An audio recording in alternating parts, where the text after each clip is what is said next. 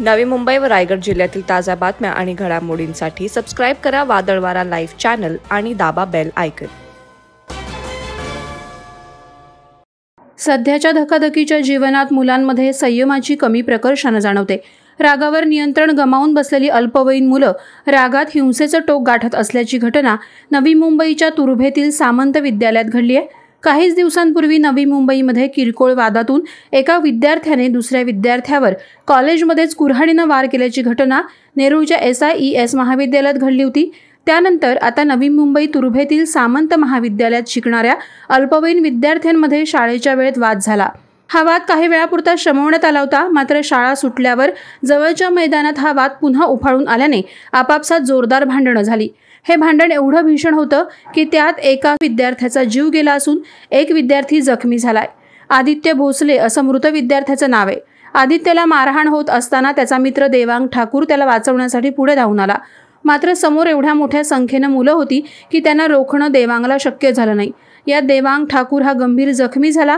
सामंत विद्यालयाच्या गेटवरच हा राडा झाला। मुलांच्या टोळक्याने गेटवरच आदित्यला गाठलं आणि डोक्यात, पाठीत, मानेवर, हातापायांवर जोरदार मारहाण करण्यास सुरुवात केली। रागाच्या भरात अन्य विद्यार्थ्यांनी आदित्यचा मृत्यू होईपर्यंत त्याला मारलं असल्याची माहिती मिळत आहे। यातील जखमी देवांग ठाकूरवर नवी मुंबई महानगरपालिकेच्या वाशी येथील रुग्णालयात उपचार सुरू आहेत।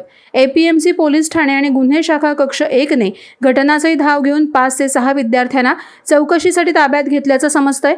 या घटनेचा तपास APMC पोलीस ठाणे आणि गुन्हे शाखा कक्ष 1 समांतररित्या करत आहेत। मात्र आदित्यला न्याय मिळावा अशी मागणी त्याच्या कुटुंबियांकडून करण्यात येत आहे।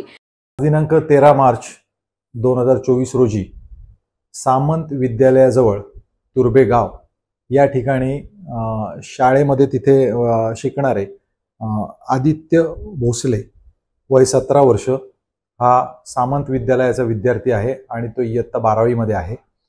तो आणि एक देवांग संदीप ठाकूर त्याचं वय 17 वर्ष आहे आणि तो देखील तुर्भे गावामध्ये राहतो।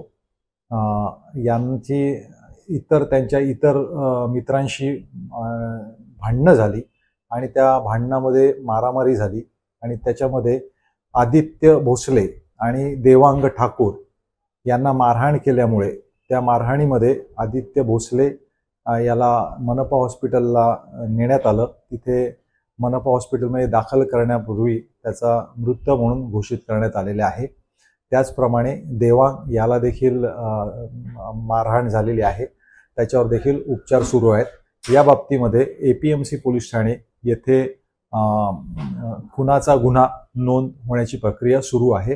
त्याचप्रमाणे लवकरात लवकर आरोपी निष्पन्न करून त्यांना अटक करत आहोत। त्यांच्या भांडणाचं अजून काहीच नेमकं कारण असं कळलेलं नाहीये, त्याच्याकरता तपास सुरू आहे। लवकरच ते आपल्याला संपूर्ण माहिती तपासामध्ये पुढे येईल। वादळवारा लाईव्हसाठी न्यूज ब्युरो, नवी मुंबई। नवी मुंबई व रायगड जिल्ह्यातील ताज्या बातम्या आणि घडामोडींसाठी सबस्क्राईब करा वादळवारा लाईव्ह चॅनल आणि दाबा बेल आयकॉन।